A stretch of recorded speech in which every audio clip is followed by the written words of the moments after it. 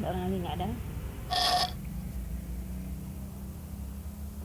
Assalamualaikum warahmatullahi wabarakatuh. Alhamdulillah nahmaduhu subhanahu wa ta'ala hamdan yuwafi ni'amahu wa yukafi'u mazidah. Ya Rabbana lakal hamdu kama yanbaghi li jalali wajhikal azimil sultanik wa lakal syukru ala dzalik. Allahumma salli wa sallim ala habibina wa sayyidina Muhammad wa ala alihi wa ashabihi wa tabi'ina lahum bil ihsan illa yaumiddin. Jamaah majelis taklim yang dirahmati Allah, yang merindukan dan yang mencintai Rasulullah Sallallahu Alaihi Wasallam, pertama kali rasa syukur tidak pernah berhenti kita panjatkan kehadiran Allah Subhanahu wa Ta'ala, karena dengan rahman dan rahimnya kita saat ini dapat melaksanakan kajian Islam sebagai kegiatan rutin mingguan majelis taklim dengan metode komunikasi jarak jauh. Salawat dan salam tidak pernah pula bosan kita kirimkan kepada uswah qudwah kita, Nabi Muhammad Sallallahu Alaihi Wasallam.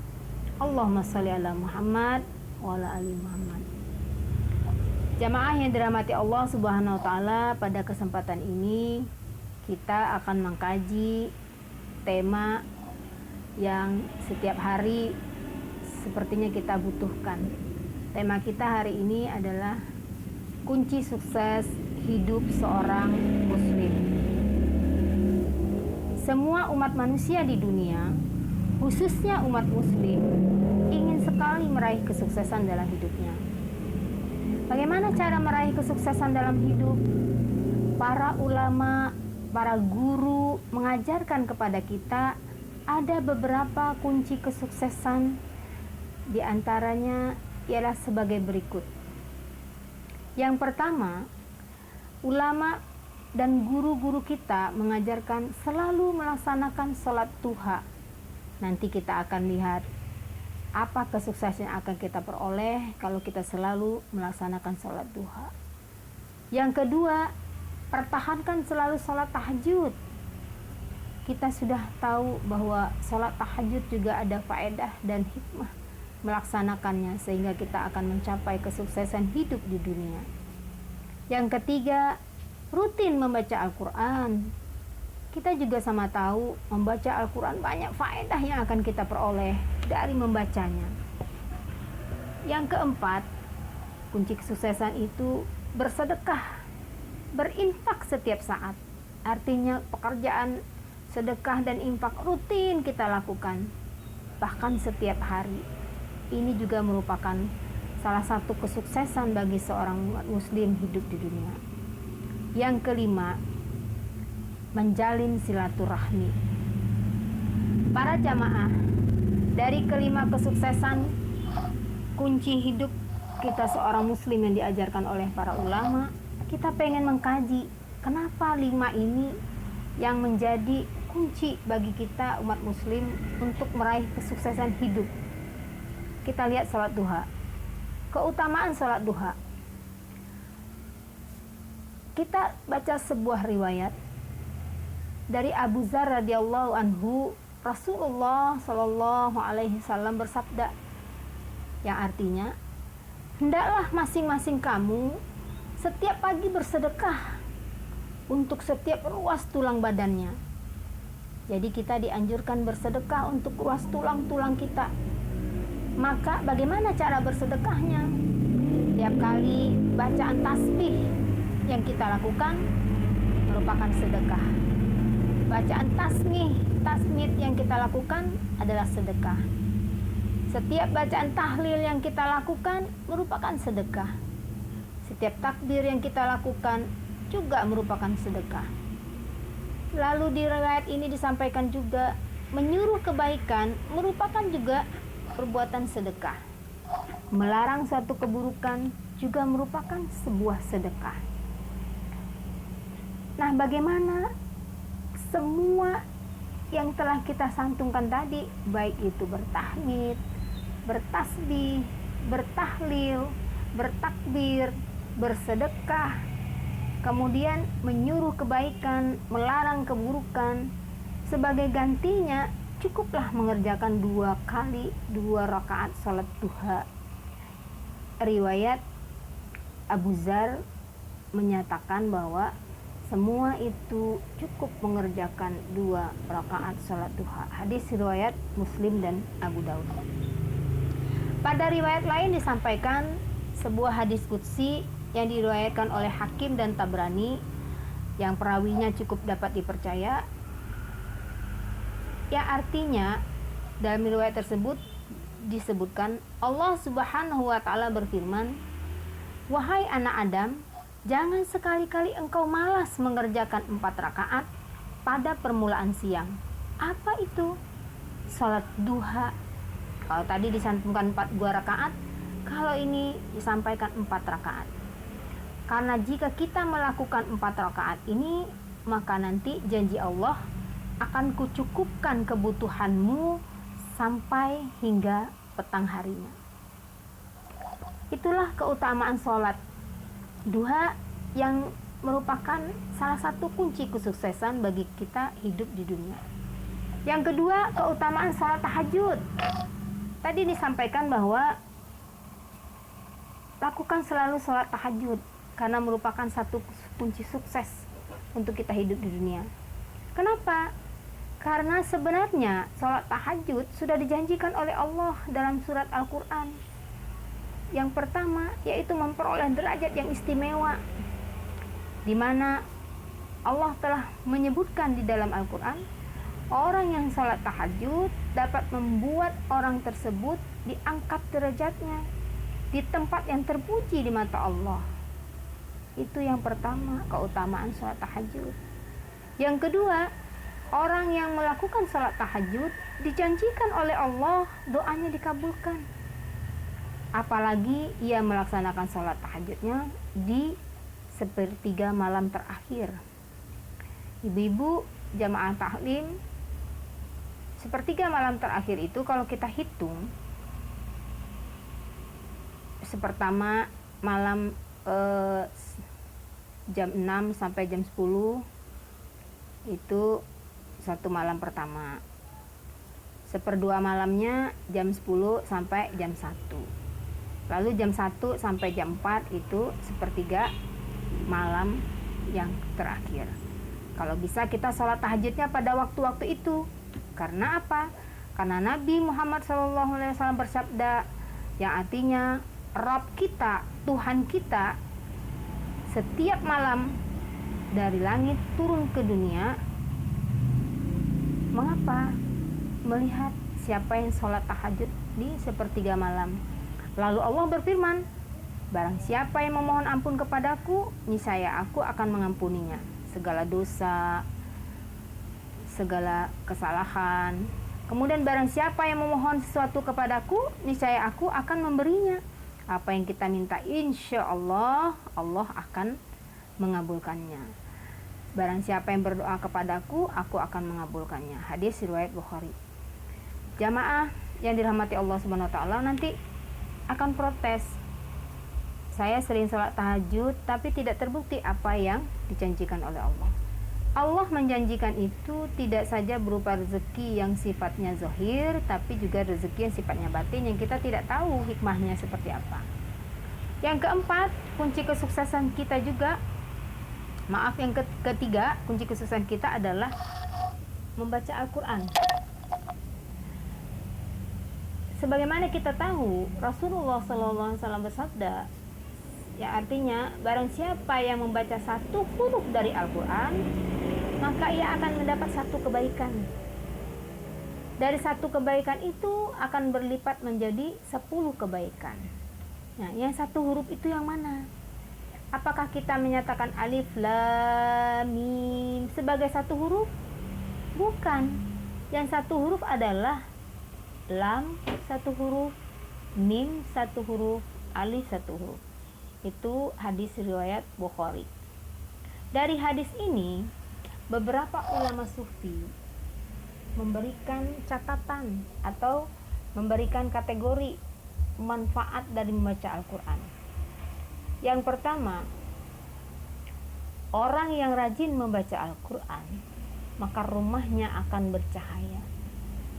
Jadi kalau seandainya ibu masuk ke rumah seseorang, bapak masuk ke rumah seseorang, rumahnya kusam, buram gitu ya, gelap, padahal sebenarnya rumahnya cantik, bagus, mewah. Kenapa?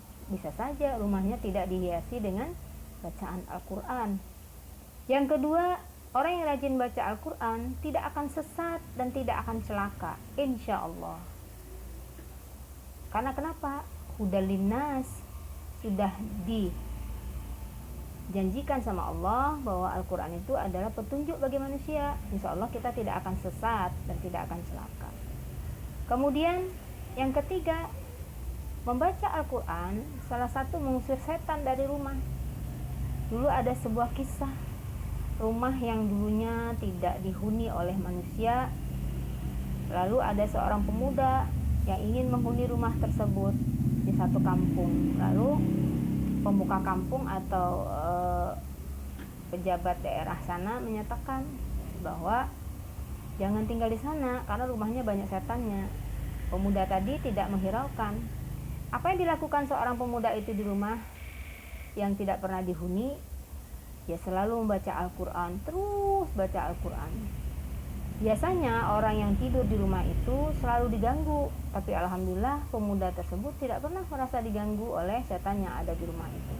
Dan bahkan pernah satu ketika seperti ramai suara terdengar, membuka pintu, turun rame-rame. Nah, lalu seorang kiai menyatakan bahwa itu setannya sudah pergi dari rumah tersebut karena dia sering baca Al-Quran.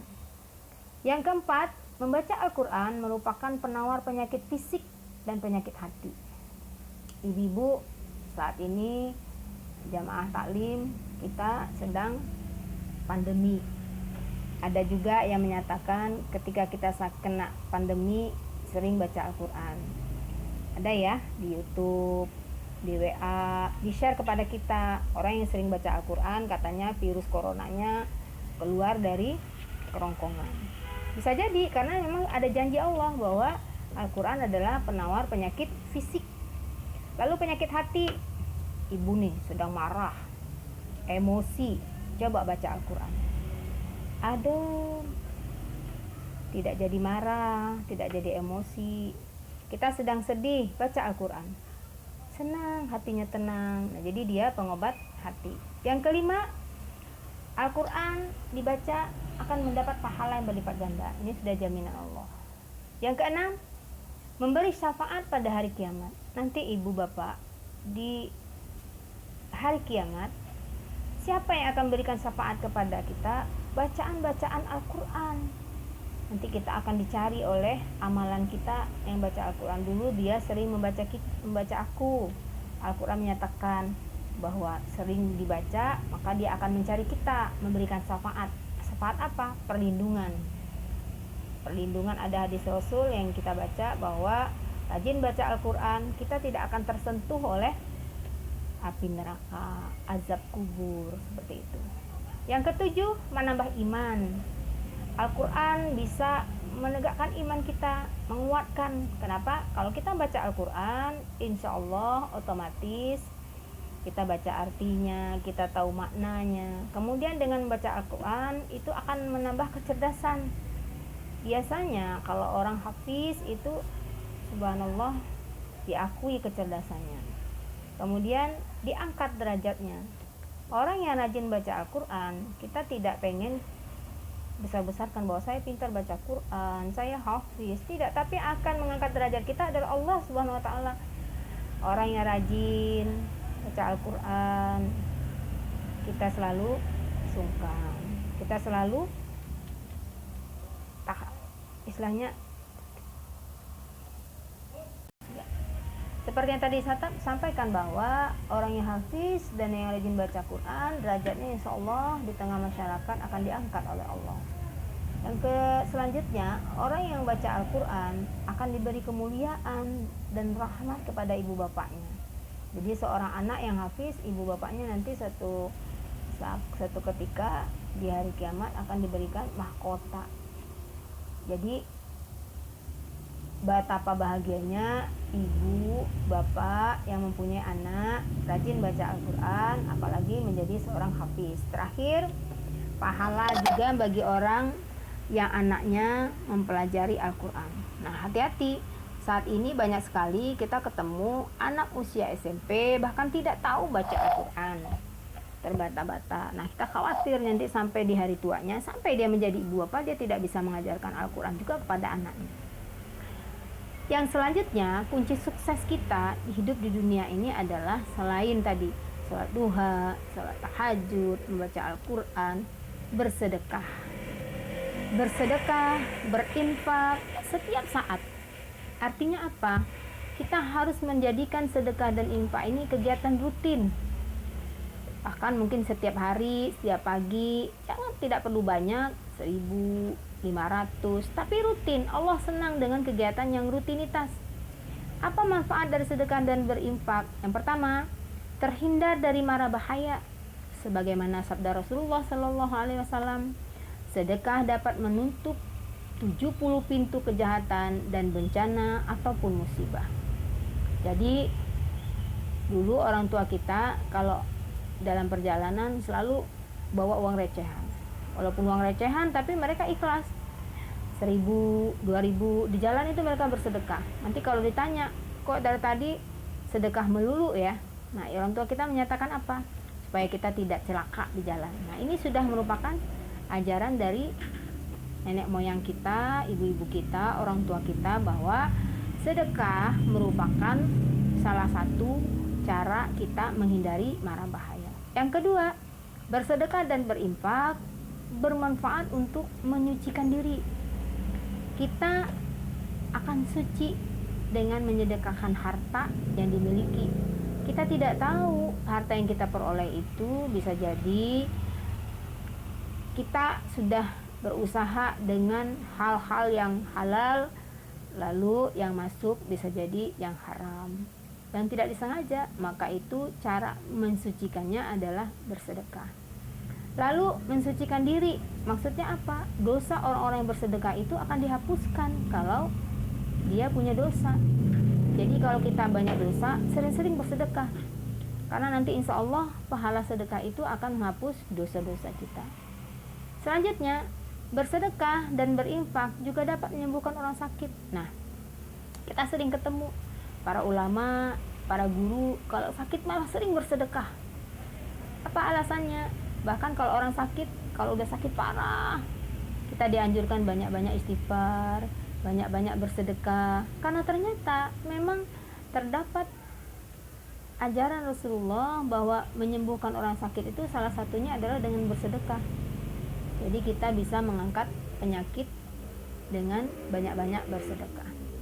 Kemudian yang selanjutnya dapat disampaikan juga kepada kita bahwa bersedekah dan berinfak itu mendapatkan imbalan yang berlipat-lipat. Ibu-ibu, bapak-bapak, atau jamaah taklim, kita jangan khawatir bahwa bersedekah itu akan mengurangkan rezeki, mengurangi harta.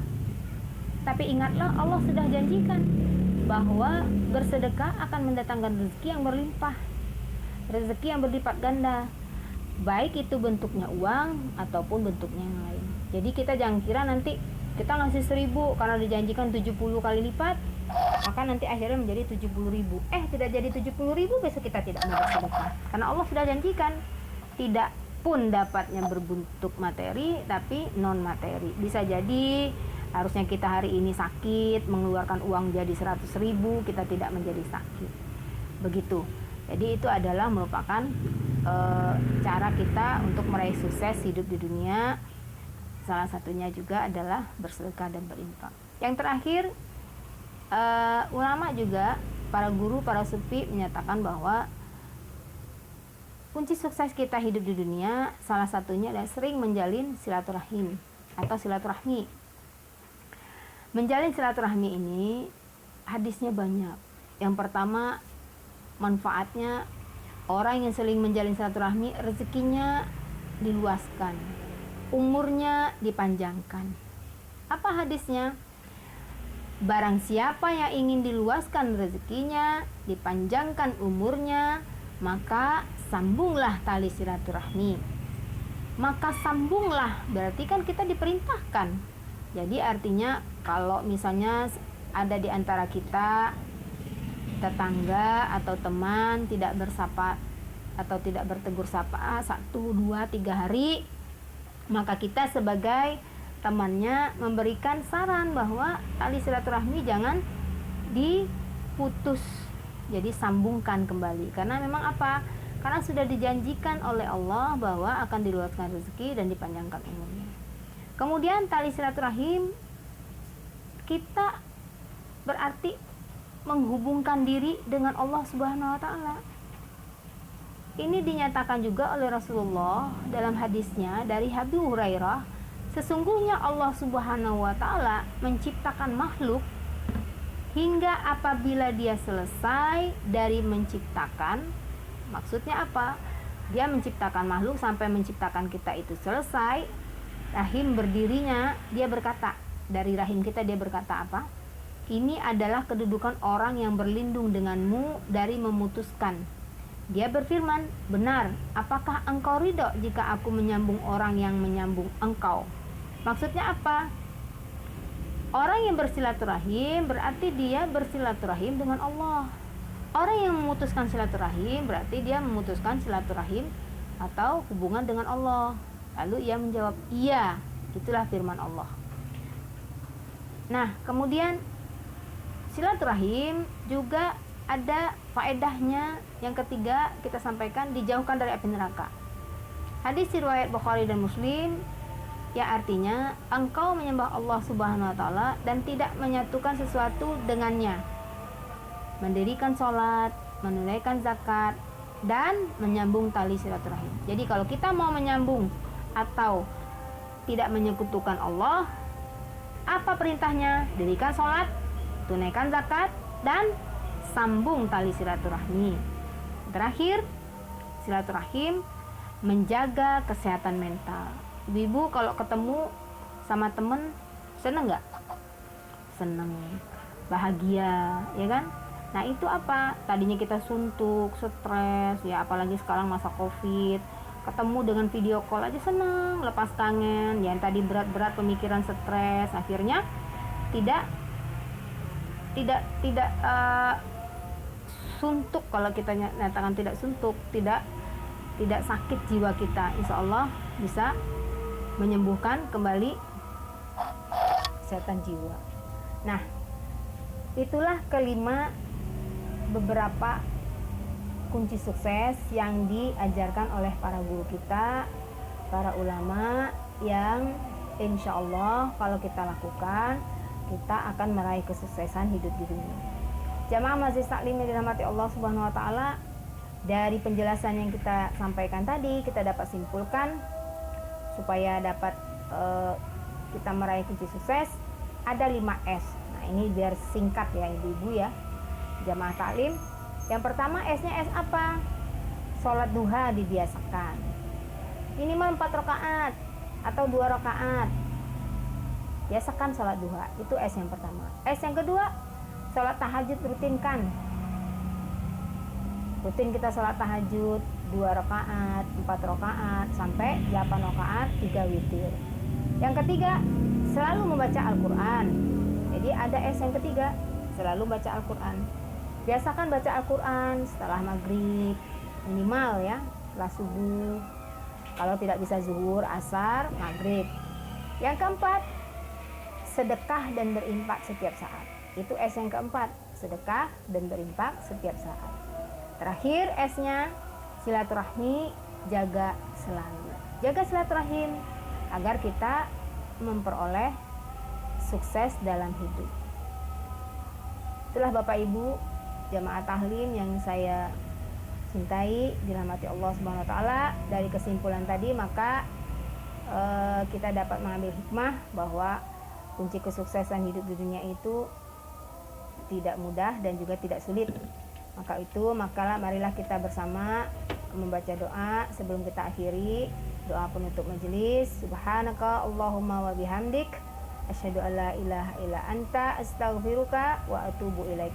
Billahi taufiq wal hidayah. Assalamualaikum warahmatullahi wabarakatuh.